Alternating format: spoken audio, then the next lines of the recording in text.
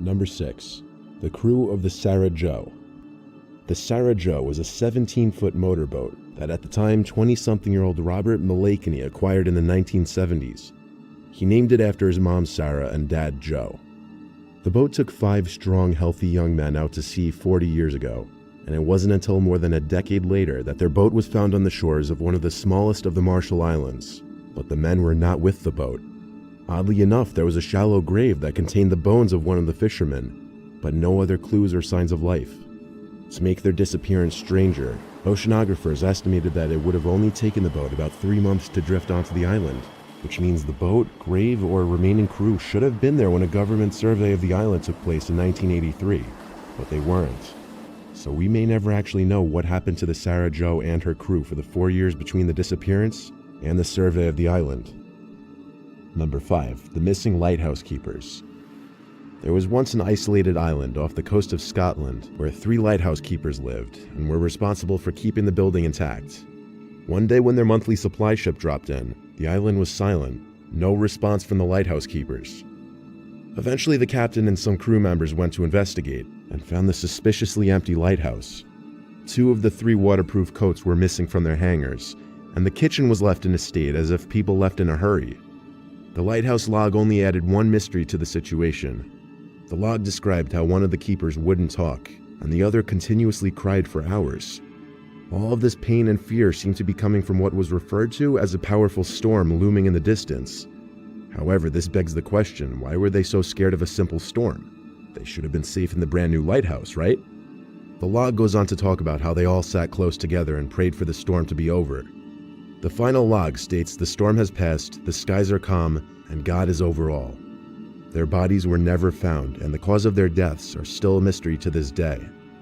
The most accepted theory is that they somehow got swept out to sea during the storm, never to be seen again.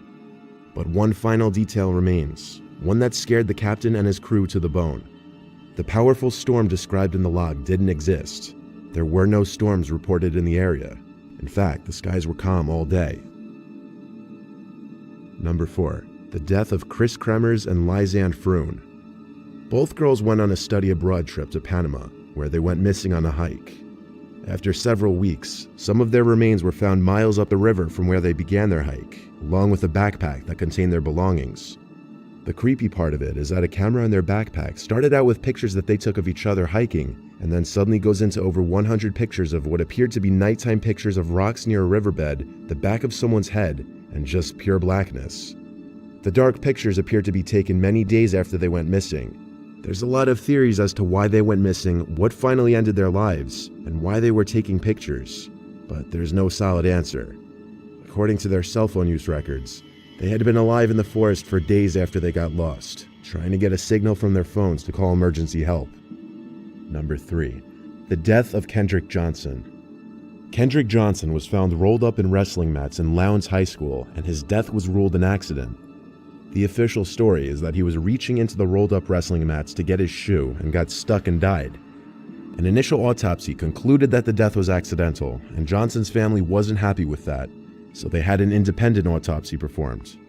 This second autopsy showed that he died from blunt force trauma, and there's actually blood in many of the crime scene photos. People believe the conspiracy between the school and police is keeping a lot of information from the family. Video footage from the gym during the time of his death is missing, which makes this mystery all the more unsettling. Number 2. The disappearance of Amy Lynn Bradley. Amy was an American citizen who went missing during a Caribbean cruise on the Royal Caribbean Rhapsody of the Seas. On the morning of March 24, 1998, Amy had been drinking in the dance club with the ship's band Blue Orchid. One of the band's members, Alistair Douglas, known as Yellow, said he parted with Amy at about 1 a.m. Sometime between 5:15 and 5:30, Amy's father Ron saw her asleep on the deck. When he got up at 6 a.m., she was no longer there. There were possible sightings of Amy in Curacao in 1998 and 1999. 2 Canadian tourists reported seeing a woman resembling Amy on the beach in 1998. The woman's tattoos were allegedly identical to Amy's. A member of the Navy said he saw Amy in a brothel in 1999, and he claimed she told him that her name was Amy Bradley and that she begged him for help. There was another potential sighting in 2005. when the witness claimed she was seen in a department store restroom in Barbados. Amy's mother and father appeared on an episode of Dr. Phil.